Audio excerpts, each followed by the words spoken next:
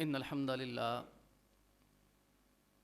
نحمده ونستعینه ونستغفره ونعوذ باللہ من شرور انفسنا ومن سیئات اعمالنا من يهده اللہ فلا مضل له ومن يضلل فلا هادی له واشهد ان لا الہ الا اللہ واشهد ان محمدا عبده ورسوله اما بعد فان خیر الحدیث کتاب اللہ وخیر الہدی ہدی محمد صلی اللہ علیہ وسلم وشر الامور محدثاتها وكل محدثة بدعة وكل بدعة ضلالة وكل ضلالة في النار قال الله تعالى في محكم تنزيله نحن نقص عليك نبأهم بالحق إنهم فتية آمنوا بربهم وزدناہم ہدا۔ محترم بھائیو، عزیز بزرگوں اور دوستو، نوجوان قوم کا سرمایہ ہے۔ نوجوانی میں انسان جو کام کر سکتا ہے وہ بڑھاپے کی حالت میں نہیں کر سکتا۔ جوانی میں جو عزم، حوصلہ، جذبہ اور ولولہ ہوتا ہے، عمر کے ساتھ ساتھ وہ چیزیں نہیں رہتی، وہ قوت اور توانائی نہیں ہوتی۔ وہ غالب نے اپنے ہی بارے میں اپنی ہی حالت کی جانب اشارہ کر کے کہا تھا، مزمحل ہو گئے قوا غالب، اب عناصر میں وہ اعتدال کہاں۔ اس نے کہا میں بوڑھا ہو گیا ہوں، کبھی کان خراب ہو جاتا ہے، کبھی دانت میں درد آ جاتا ہے، کبھی پاؤں سوج جاتا ہے، کوئی کندھا پیڑ لکدی تے کوئی کندھا چک، سدھی گالے محمد بخشا اندروں گئی موک۔ یہ بزرگ جب ہو جاتے ہیں پھر یہ حال ہوتا ہے۔ نوجوان اس کے اندر قوت ہوتی ہے، نہ صرف جسم میں قوت ہے بلکہ اس کے جذبات بڑے ولولہ انگیز ہوتے ہیں، اور اگر نوجوان کسی بات پہ ڈٹ جائیں، کھڑے ہو جائے تو ان کو ہلانا بڑا مشکل ہوتا ہے۔ وہ اقبال نے کہا تھا نا، جواں ہو میری قوم کے جسور و غیور، قلندری کچھ کم میری سکندری سے نہیں۔ اگر میری قوم کے جوان کھڑے ہو جائیں تو اقبال کہتا ہے قلندری کے اندر میں سکندر اعظم کو شکست دے سکتا ہوں۔ جواں ہو میری قوم کے جسور و غیور، قلندری کچھ کم میری سکندری سے نہیں۔ اس لیے کہ نوجوان جب ایک چیز پہ کھڑے ہوتے ہیں نا، سٹینڈ لیتے ہیں، تو اس کا نتیجہ یہ نکلتا ہے بڑی بڑی حکومتیں دہل جاتی ہیں۔ نحن نقص علیک نبأہم بالحق، سورۃ کہف ہے۔ بڑے خوش نصیب یہاں بیٹھے ہوں گے جنہوں نے آج اس سورت کی تلاوت کی ہے۔ جمعہ کے دن خصوصی طور پر کہا گیا ہے کہ اس سورت کو پڑھا جائے۔ جو اس سورت کو پڑھے گا جمعہ کے دن، اللہ تعالیٰ اس کے لیے اگلے جمعے تک روشنیوں کا، نور کا بندوبست فرما دے گا۔ شارحین لکھتے ہیں، فقہا لکھتے ہیں کہ جو بندہ سورت کہف کو سمجھ کے پڑھے گا، اللہ کی رحمت سے امید ہے پورے ہفتے کوئی گناہ نہیں کرے گا۔ اس کے پاس روشنی ہوگی، علم کی روشنی ہوگی۔ اس میں اللہ تعالیٰ نے آغاز ہی کہف سے کیا، غار، اصحاب کہف غار والے۔ مکہ کے مشرکین نے کہا کوئی بات ہی سنائیے، اللہ نے فرمایا نحن نقص علیک نبأہم بالحق، ہم ان کو ایک سچا قصہ سناتے ہیں۔ یہ گپیں سننے کے عادی ہیں نا، سنائیں گے قصہ ہوگا سچا۔ انہم فتیۃ آمنوا بربہم وزدناہم ہدی، اللہ فرماتے کچھ لوگ اللہ کے اوپر ایمان لے آئے، اور اللہ نے ان کے ایمان میں اضافہ کر دیا. وزدناہم ہدا، ایمان پہ کھڑے ہو گئے. وربطنا علی قلوبہم اذ قاموا فقالوا ربنا رب السماوات والارض لن ندعو من دونہ الہا لقد قلنا اذا شططا. کہ صرف 7 نوجوان ہیں اور پوری حکومتی مشینری ہے، اسٹیٹ کی قوت ہے، اسٹیٹ کی پاور ہے. صرف 7 نوجوان پورے بڑے دربار اور مجمع کے اندر کہتے ہیں تم سارے ہی مشرک ہو. اللہ فرماتے ربطنا علی قلوبہم، میں نے ان کو دلوں کو مضبوط کر دیا. اللہ پھر مضبوطی دیتا ہے نا. مضبوطی ایمان یہ نہیں ہے کہ میری جیب میں پیسے ہوں، میرے ساتھ علاقے کے سرمایہ دار اور چودھری کھڑے ہوں تو میں کہوں دین کا کام ہوگا. نہیں، ایمان میں مضبوطی یہ ہے میری جیب میں کوئی پیسہ نہ ہو، پوری دنیا میرے خلاف ہو. توحید تو یہ ہے خدا حشر میں کہہ دے یہ بندہ دو عالم سے خفا میرے لیے تھا. ایمانی قوت یہ نہیں ہے کہ میری جیب میں پیسہ ہو تو میں کہوں گا سارا کام ہوگا. وہ تو ہو ہی جانا. اللہ پر میرا ایمان نہ رہا، لوگوں کے اوپر آ گیا، سرمایہ کے اوپر آ گیا، سرمایہ دار کے اوپر آ گیا. ایمانی قوت یہ ہے کہ میری جیب میں کچھ نہ ہو، میرے پاس کوئی کھڑا نہ ہو، اور مجھے ڈر ہو کہ میں نے صحیح بات کی، لوگ بیٹھنا چھوڑ جائیں گے. پھر یہ اللہ پر ایمان ہے کہ میں صحیح بات کروں اور میں کام کر کے دکھاؤں. یہ اللہ پر ایمان ہے. وہ کھڑے ہو گئے. اللہ فرماتے ہم نے ان کا ایمان بڑھا دیا. ربطنا علی قلوبہم، اللہ فرماتے میں ان کے دل مضبوط کر دیے. اذ قاموا، جب توحید کی دعوت لے کر کھڑے ہو گئے. پوری قوم ہے، میلہ لگا ہے، ٹھیلا لگا ہے. پوری قوم کے اندر کہہ دیا کہ تم سارے کے سارے مشرک ہو، ہم نے شرک نہیں کرنا. 7 نوجوان. لو حضرات، پوری قوم پیچھے کچھ بگاڑ سکی؟ 309 سال تک فضربنا علی آذانہم. تمہارا میرا ذرا سا نقصان ہو جائے ٹینشنوں سے نیند نہیں آتی. ذرا سا پتہ چل جائے کوئی چودھری کوئی بڑا میرے خلاف ہو گیا ہے، میری چھٹی کرا دے گا، نیند نہیں آتی. یہ نیند آئی ہے؟ 309 سال تک سوئے رہے، ٹینشن ہی کوئی نہیں. فضربنا علی آذانہم فی الکہف سنین عددا. اللہ فرماتے ہیں ہم نے ان کو تھپکیاں دے دے کے سلایا. اللہ نے کتنی پیاری تشبیہ دی ہے. ماں بچے کو لوریاں دے کے سلاتی ہے. جب بچے کو سلانا ہوتا ہے گہری نیند، ماں بچے کے کان پہ آہستہ آہستہ ایسے کر کے پیار کر کے سلاتی ہے، سو جا میرا پتر. اللہ فرماتے ہیں فضربنا علی آذانہم، ہم نے ان کے کانوں پر پیار دے دے کے اللہ فرماتے ہیں ان کو نیند میں سلا دیا. 309 سال تک سوئے رہے، ٹینشن ہی کوئی نہیں. یہ کیا ہے؟ نوجوان ہے. یہ تو 7 نوجوان ہیں. کھڑے ہو جائے. ایک نوجوان جناب ابراہیم علیہ السلام، نوجوان عربی زبان میں کہتے ہیں 25 سال سے لے کر 35-40 سال تک کے بندے کو یہ عمر ہوتی ہے نوجوانی کی. اس کے اندر ارادوں میں قوت ہوتی ہے، ارادوں میں عزم ہوتا ہے، جذبات میں تلاطم ہوتا ہے، اور انسان کسی سے مرعوب نہیں ہوتا. انسان کو پتہ ہوتا ہے ہم تو دریا ہیں، ہمیں اپنا ہنر معلوم ہے، جس طرف بھی چل پڑیں گے راستہ ہو جائے گا. اس کو اپنی صلاحیتوں پہ بھروسہ ہوتا ہے، اپنی ذات پہ بھروسہ ہوتا ہے. اس کو پتہ ہوتا ہے میرا مستقبل بڑا روشن ہے، میرے بازوؤں میں بڑی قوت ہے، میرے ہاتھوں میں بڑی توانائی ہے، میری گفتار کے اندر بڑا تنتنا اور ہیبت اور روب ہے، میں جو چاہے کر لوں گا. یہ جناب ابراہیم علیہ السلام، پوری قوم ایک طرف، اکیلے ایک طرف، کوئی ڈر نہیں، کوئی خوف نہیں. جناب والا قوم باہر گئی ہے کوئی عید شبرات منانے، کوئی میلے ٹھیلے پہ، جناب پورے بتوں کا قلع کما کر دیا. اور جعلہم جدادا، ٹکڑے ٹکڑے کر کے رکھ دیا ان کے بتوں کو، ان کے بابوں کو. اور جو بڑا بابا تھا اس کے گلے کے اندر جناب وہ کلہاڑا لٹکا دیا. قوم آئی، کس نے کیا؟ کسی نے کہا سمعنا فتیین، ہم نے سنا ہے ایک نوجوان ہے، یقال لہ ابراہیم، لوگ اس کو ابراہیم کہتے ہیں. حضرات یہ ہے نوجوان. آج میں اور آپ یہاں بیٹھے ہیں نا، دعائیں دیں محمد بن قاسم رحمۃ اللہ علیہ کو. یہ ہے اسلام کا نوجوان، مسلم نوجوان، یہ آئیڈیل نوجوان ہے.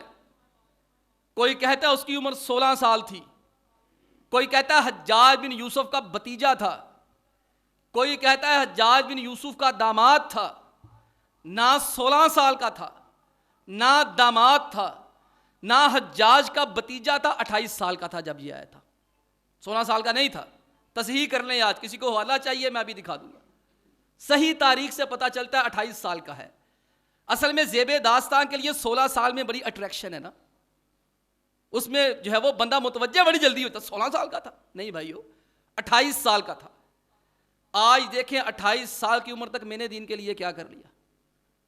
یہاں جو 28 سال 35 36 کا میں ہو گیا، میری تو دین کے لیے خدمت ہی کوئی نہیں، ہماری تو دین کے لیے خدمات ہی کوئی نہیں۔ آج ہم یہاں سارے مسلمان بیٹھے ہیں نا، یہ اللہ تعالیٰ کے فضل و کرم کے بعد حجاج بن یوسف کا احسان ہے، اور اس کے بعد محمد بن قاسم کا احسان ہے۔ اس نے حجاج بن یوسف نے یہاں بھیجا، جب اس کو پتا چلا راجہ داہر نے عورتوں کی عزتیں پامال کی ہیں، اس نے اس کو یہاں بھیجا۔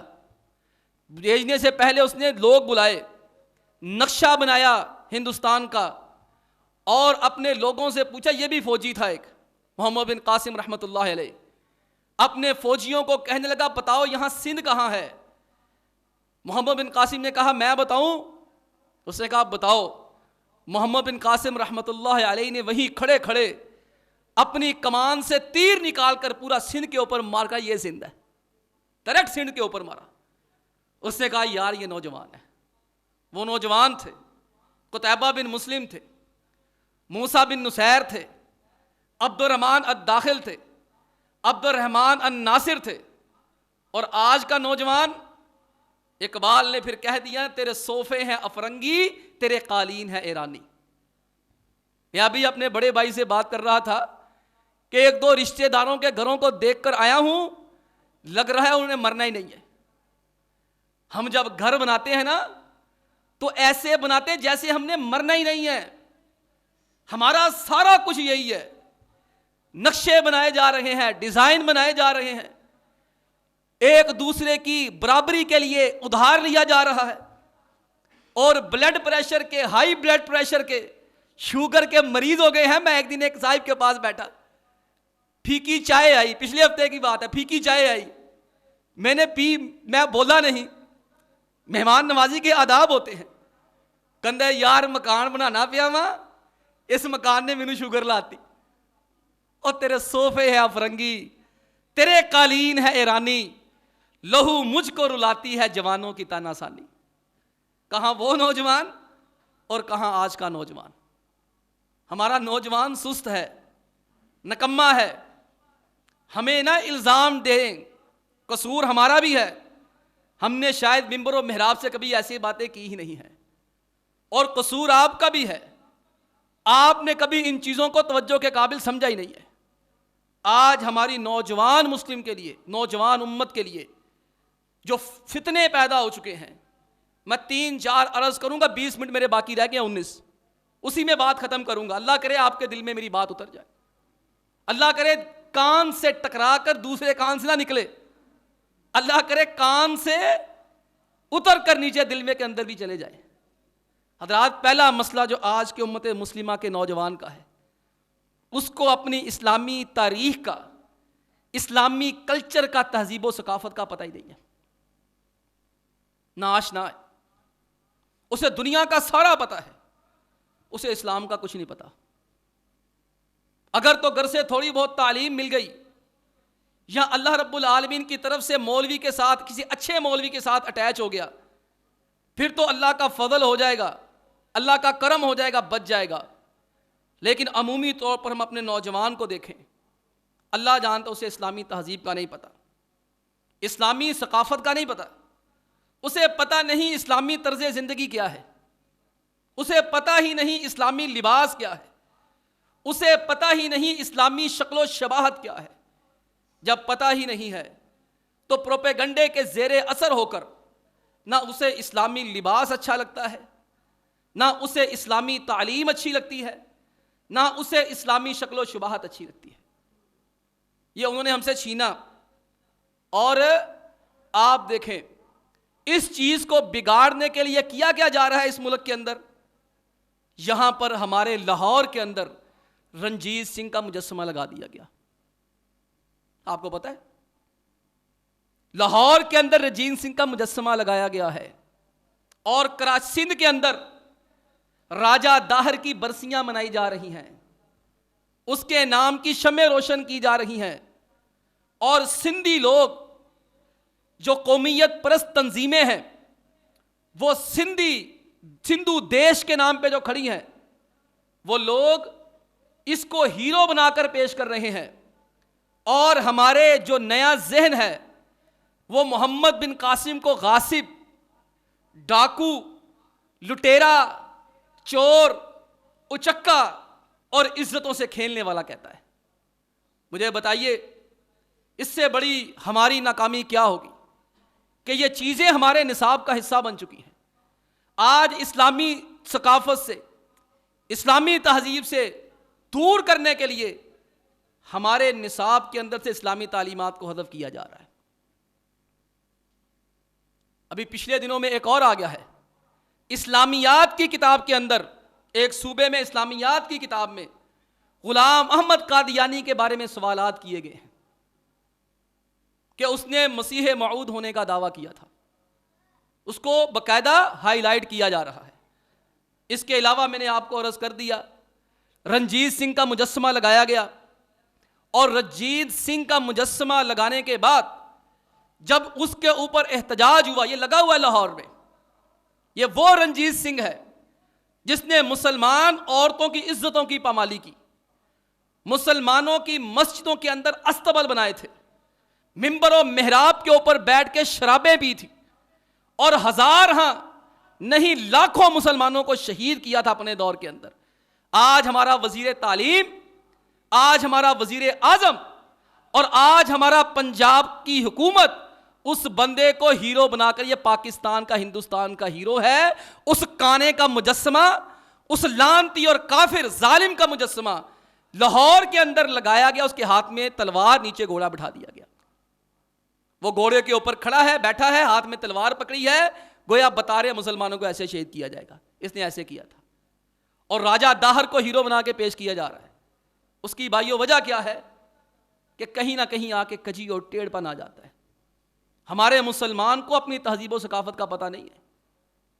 اللہ کے پیغمبر علیہ الصلوۃ والسلام فرماتے ان اللہ یبغض کل عالم بالدنیا جاہل بالآخرہ۔ آپ علیہ السلام فرماتے اللہ تعالیٰ اس بندے سے از حد نفرت کرتے ہیں، اللہ کا وہ بندہ بڑا ہی ناپسندیدہ ہے جسی دنیا کی ہر چیز کا پتہ ہوتا ہے، آخرت کا پتہ ہی کچھ نہیں ہوتا۔ اب آپ دیکھیں ہمارے نوجوانوں کو پتہ ہی نہیں ہے۔ پھر اقبال یاد آتا ہے، اس کی باقاعدہ بانگ درام میں نظم بھی ہے، خطاب با جوانان اسلام، کبھی یا نوجوان مسلم تدبر بھی کیا تو نے، وہ کیا گردو تھا تو جس کا ہے ٹوٹا ہوا ایک تارا، تجھے اس قوم نے پالا ہے آغوش محبت میں، کچل ڈالا تھا پاؤں میں جس نے تاجے سرے دارا۔ اقبال نے اگلی بات بڑی کمال کہہ دی، گدائی میں بھی وہ اللہ والے غیور تھے اتنے، اللہ اکبر، گدائی میں بھی وہ اللہ والے غیور تھے اتنے کہ منعم کو گدھا کے ڈر سے بخشش کا نہ تھا یارا۔ اقبال کہتا اس نوجوان میں اتنی غیرت ہوتی تھی، اتنی ہمت ہوتی تھی، اگر اس پہ کبھی غریبی کا دور آ جاتا تو پیسے والوں کو یہ ڈر رہتا اگر اسے کچھ دیا کہیں غصہ نہ کر جائے۔ آج ڈھونڈو بھائی ایسے نوجوان، ہماری تہذیب پہ یہ الغار، وہ جی تقریر کر دی، کوئی پہاڑ توڑ دیا، 70 سالوں سے ہو رہی ہیں، اس نے کوئی پہلی کر دی ہے، سرے ممبر وہ خوابوں کے محل تعمیر کرتے ہیں، علاج غم نہیں کرتے فقط تقریر کرتے ہیں۔ میں صرف پی ٹی آئی کو نہیں کہوں گا بلکہ نون لیگ بھی، پی پی پی بھی، پی ٹی آئی بھی، یہ سارے خناسوں اور شیطانوں کے ٹولے۔ اللہ کے پیغمبر علیہ الصلوۃ والسلام نے فرمایا تھا، فرمایا میری امت پر قیامت سے پہلے ایسے لوگ حکمران ہو جائیں گے، فرمایا ان کے چہرے انسانوں جیسے، ان کے دل شیطانوں جیسے ہوں گے، اور فرمایا تم ان کے اوپر لانتے کرو گے وہ تمہارے اوپر لانتے کریں گے، تم ان کو گالیاں دو گے وہ تمہیں گالیاں دیں گے۔ بھاڑ میں جائے پی ٹی آئی، بھاڑ میں جائے نون لیگ، بھاڑ میں جائے پی پی پی، اسفندیار خان ولی، سارے خناسوں اور شیطانوں کے ٹولے ہیں، ان کو دین کے ساتھ کوئی سروکار نہیں ہے۔ بل پاس کیا، یہ کیا ہوا تھا ابھی، یہ تماشا لگا تھا، یہ کیا کہتے ہیں اس کو، یہ بجٹ، آپ کو پتا ہے بجٹ کے اندر ایک اور بل پاس کر دیا اندر کھانے. کیسے کتے کی طرح ایک دوسرے سے لڑتے ہیں, کتوں کی طرح. کتے بھی ہڈی پہ ایسے نہیں لڑتے جس طرح یہ سیاست دان ایک دوسرے کے اوپر بھونکتے ہیں, جس طرح ایک دوسرے کو مائیں بہنیں ایک کرتے. وہ دیکھا آنٹی فردوس نے فردوس عاشقہ وہاں نے تھپڑ پا رہے منہ تے, کوئی ایک ہے. نون لیگ کے آپ دیکھ لیں کتنے بکواس کرتے ہیں, بدتمیزی کرنے والے. وہ پرویز رشید خبیث ہوتا تھا, ہمت نہیں ہوتی یہاں آنے کی, کہتا مدرسے بند کرو, 26 لاکھ جاہل پڑھ رہے ہیں, تو آ کے دکھا دینا. ہم تو مدرسے والے بھی موجود, مدرسے بھی موجود, تیری خبیث جرت نہیں ہے اس ملک کے اندر قدم رکھنے کی. جا کے بل میں بیٹھا ہوا ہے, آ کے دکھا, ہمت ہے تو آ کے دکھا. مار پتہ نہیں ہمیں کہنے کی پڑ جاتی ہے, نام فوج کا لگ جاتا ہے, نام جج کا لگ جاتا ہے, پتہ نہیں ہمارے خلاف بکواس کرنے کی اللہ سزا دیتا ہے. انہاں دیاں سیدھیاں بھی پٹھیاں پہ جاتی ہیں. انہوں نے بل پاس کیا, بجٹ کے اندر لڑے, بجٹ میں ایک دوسرے کو گالیاں دی, باقاعدہ اسپیکر کے ساتھ بیٹھ کر طے کیا تسی سانو پونکن دے, اسی تانوں پونکن دیا گے. یہ باقاعدہ طے ہوا. پہلے 3 دن تک بجٹ پہ بات نہیں ہوئی. اس کے بعد آپس میں کمیٹی بنی, سٹینڈنگ کمیٹی یا کوئی اور کمیٹی. ہم جس اسپیکر کے خلاف عدم اعتماد لے کر آئیں گے, جب تک اپوزیشن لیڈر کو تقریر کرنے نہیں دیں گے. طے کیا کیا, تسی ساڑی بکواس سن لو, چپ کر کے ہی تاڑی سن لو. اس نے بھی چولے ماری, اس نے بھی چولے ماری. بننا ملک کا کچھ بھی نہیں ہے, سارے خناس ہیں. اور حضرات آپ کو پتا ہے اس بل کو پیش کرتے کرتے, بجٹ پاس کراتے کراتے ایک گھریلو تشدد بل بھی پاس ہو گیا. اس گھریلو تشدد بل میں یہ پاس ہو گیا ہے, پاکستان کی کمیٹی نے, وزیر اعظم نے, وزیر اعلیٰ نے, اپوزیشن نے, تمام لوگوں نے, ساجد میر کے علاوہ, حافظ عبد الکریم کے علاوہ, جماعت اسلامی کے ایک بندے کے علاوہ, تمام لوگوں نے اس کے اوپر سائن کیے ہیں. یہ بل اس ملک میں پاس ہو گیا ہے.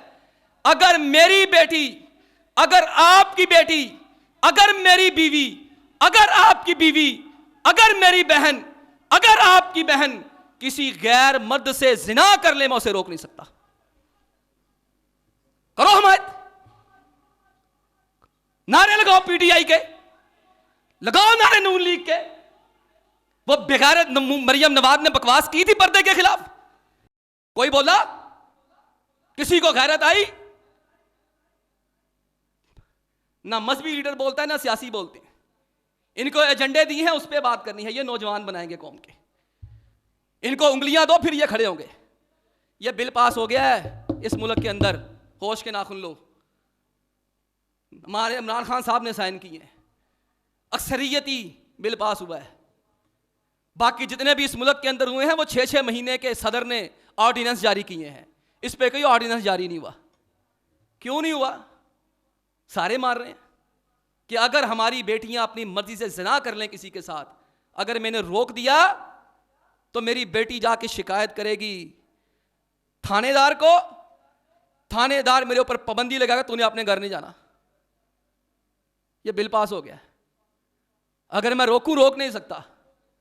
میری بیٹی شکایت کر دے, بیوی شکایت کر دے, مجھے گوں نہیں کھانے دیتا, مجھے کالا منہ نہیں کرنے دیتا, مجھے حرام کے بچے پیدا کرنے نہیں دیتا, حرام زادوں کی نسلیں پیدا کرنے نہیں دیتا. وہ جا کے ایس ایچ او کو شکایت لگائے گی. ایس ایچ او مجھے کہا بھائی مولوی تو گھر نہیں جانا, گھر میرا ہے, جا میں نہیں سکتا, خرچہ بھیجنا ہے تو, اس بل میں لکھا ہے. اور میرے ہاتھ میں جی پی ایس ٹریکر ڈالا جائے گا, میرے ہاتھ میں جی پی ایس ٹریکر کڑا ڈالا جائے گا. وہ کڑا کمپیوٹر کے ساتھ, سافٹ ویئر کے ساتھ اٹیچ ہوگا.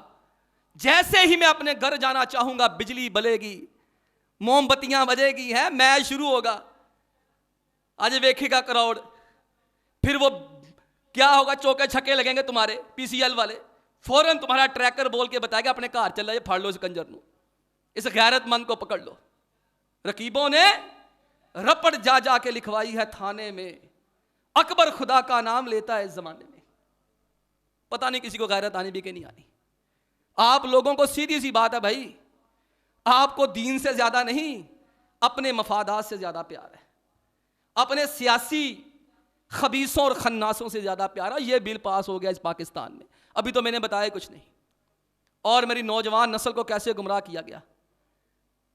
اس ملک کے اندر جتنے بھی قومی اسمبلی کے ممبران ہیں, صوبائی اسمبلی کے ممبران ہیں, سینیٹرز ہیں, کبھی سوچا آپ نے یہ لوگ مان کیسے جاتے ہیں؟ ان کے دماغوں پہ, ان کے دلوں پہ پردہ کیسے چھا جاتا ہے؟ اللہ کے بندو, میرا نوجوان لے لیا انہوں نے.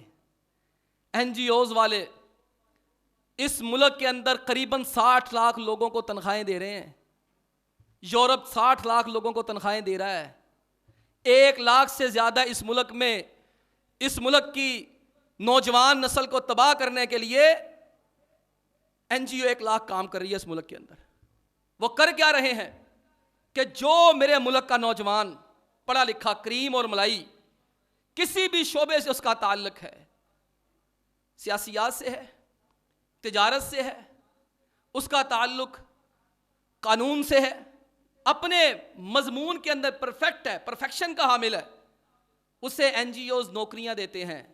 اس وقت ہر ایم این اے کے ساتھ, ہر ایم پی اے کے ساتھ, ہر صوبائی وزیر کے ساتھ, ہر اسمبلی کے ممبر کے ساتھ, سینٹ کے ممبر کے ساتھ ایک فری نوجوان دیا ہوا ہے جو ان کو ان بلوں کے اوپر قائل کرتا ہے. میرا نوجوان تو اس کے اوپر لگ گیا بھائی. یہ میرے نوجوان کے لیے فتنہ ہے. اور دوسرا فتنہ, اللہ اکبر, نوجوان نسل جو دین کی طرف آنا چاہتی ہے اس کے لیے ایک بہت بڑا فتنہ ہے گمراہ دائی.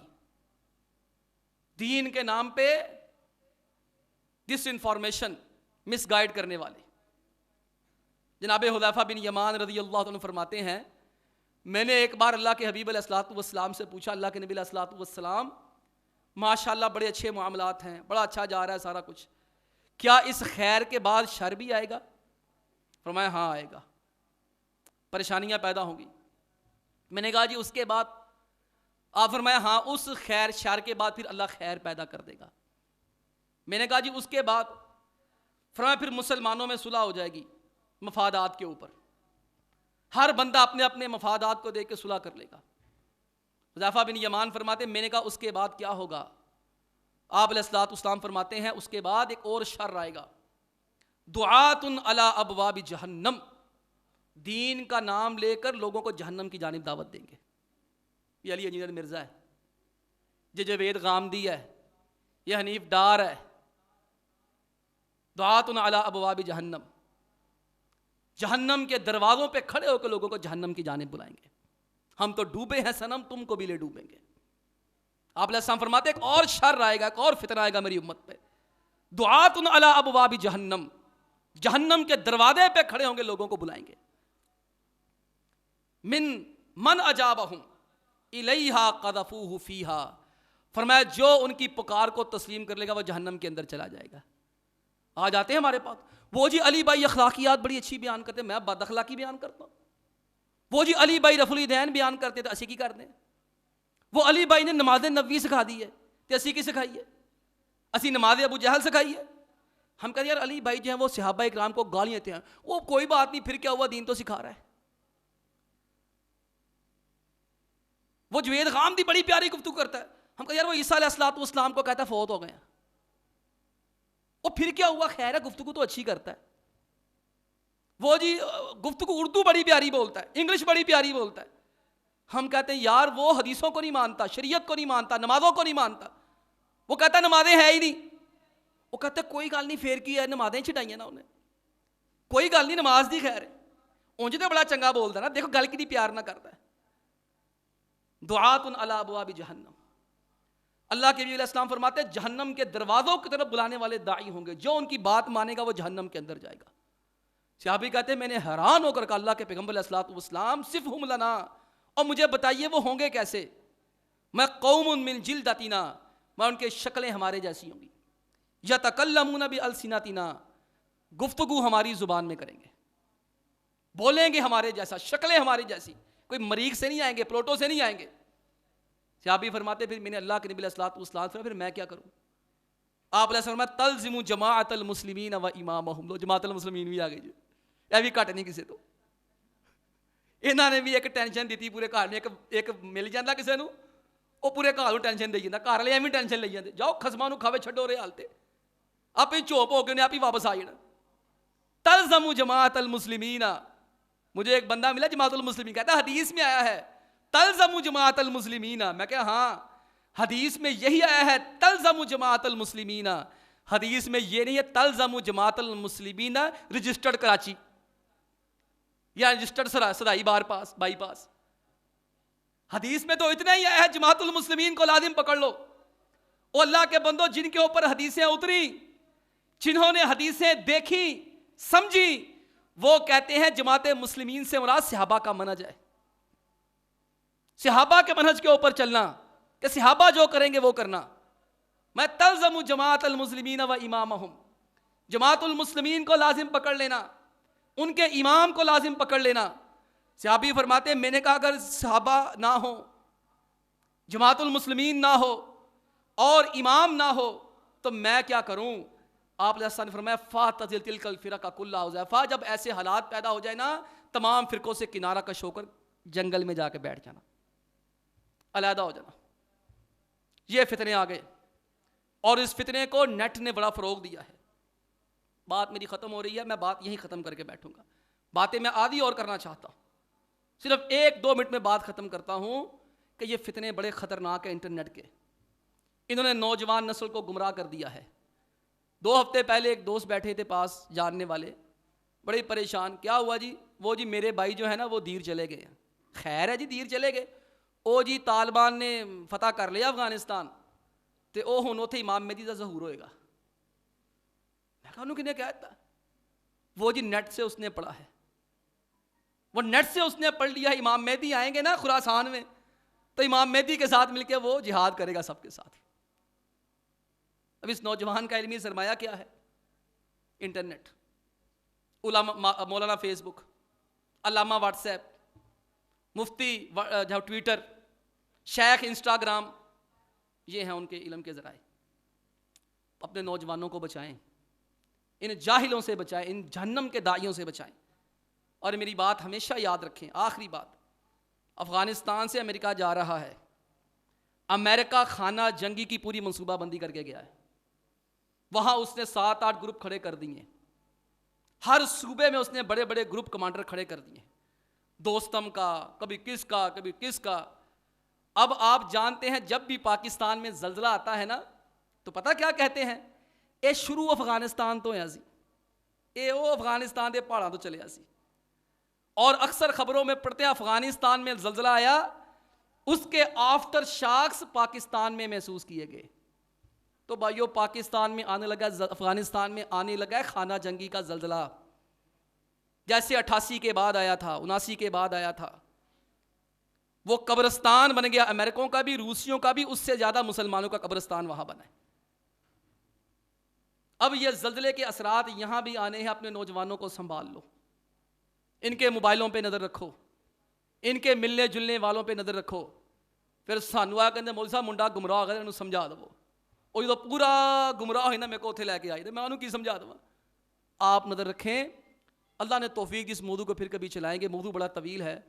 اللہ تعالیٰ ہمارے نوجوانوں کی حفاظت فرمائے، اللہ تعالیٰ ان کے نظریات کی حفاظت فرمائے، اور اللہ ہر اس بندے کا، سیاستدان کا، مذہبی لیڈر کا بیڑا غرق کرے جو اس ملک کو نقصان دیتا ہے، اس ملک کی بنیادوں کو نقصان دیتا ہے، جو نظریے پہ یہ ملک بنا اس کے خلاف جو چلتا ہے، جو اس ملک میں حرام زدگیوں کو، شیطانیوں کو فروغ دینا چاہتا ہے، اللہ اس کی نسلوں کو نیست و نابود فرمائے۔